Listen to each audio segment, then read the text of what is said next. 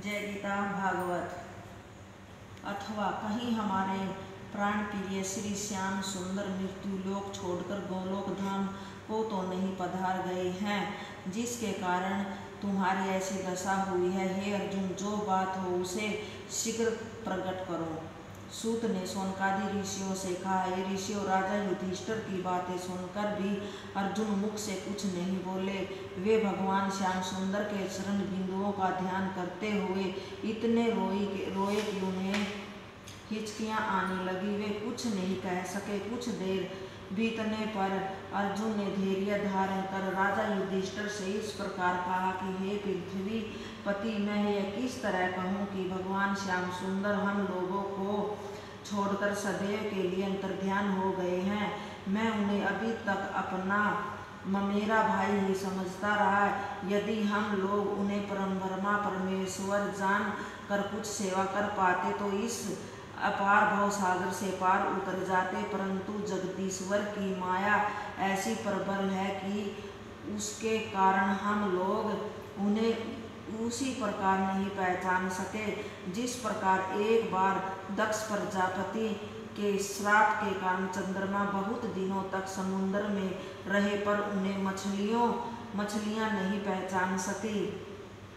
इस बात को सभी जानते हैं कि चंद्रमा के पास अमृत रहता है तथा मछलियां बड़े बड़े जलचर जीवों तथा मनुष्यों द्वारा खाए जाने के भय से सदैव अमृत पीने की इच्छा रखती हैं, परंतु इस प्रकार की इच्छा रखने वाली मछलियों ने भी सहस्त्रों वर्षों तक समुद्र में वास करने वाले चंद्रमा को न पहचान कर उन्हें केवल एक समुद्री जीव ही समझा। उसी प्रकार हम लोग भी भगवान श्री कृष्णचंद्र जी को परम ब्रह्मा न जानकर केवल यदुवंशी ही समझते रहे। देखिए, महाभारत के युद्ध में उनकी सहायता से ही मैंने बड़े बड़े राजाओं तथा शूरवीरों को मार गिराया था, परंतु मैं सदैव यही समझता रहा कि उन्हें मैंने अपने पराक्रम से ही मारा है।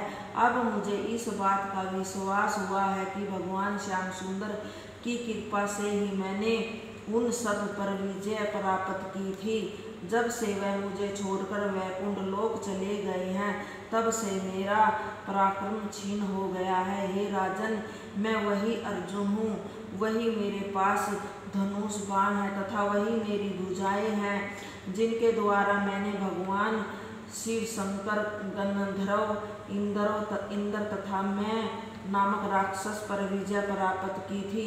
मैंने युद्ध क्षेत्र में भीष्म पितामह, कर्ण, जयद्रथ तथा अन्य अनेक शूरवीरों को मार गिराया। संपूर्ण राजाओं को जीतकर मैंने ही यज्ञ के लिए द्रव्य एकत्रित किया तथा मैंने ही अवस्थामा के मस्तक से उसकी मणि निकाली, परंतु अब उन्हीं शस्त्रों के रहते हुए भी मैं मार्ग में डाकुओं द्वारा पराजित हुआ।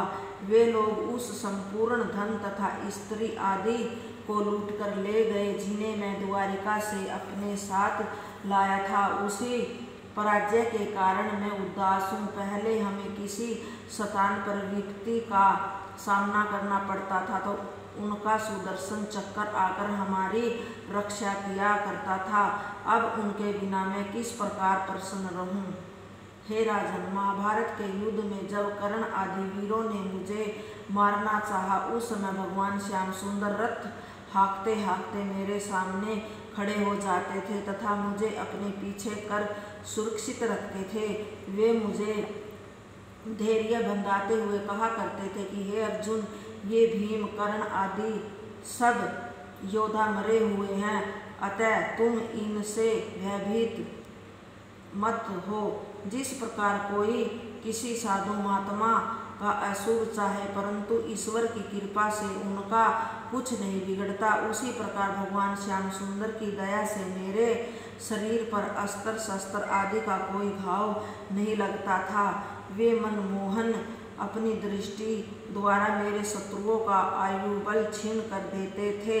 जब कभी युद्ध करते थे मैं उनसे रथ को शीघ्रतापूर्वक हाँकने के लिए कहता था। उस समय वे दीनबंधु मुझे अपना भगत तथा बालक समझकर बुरा नहीं मानते थे।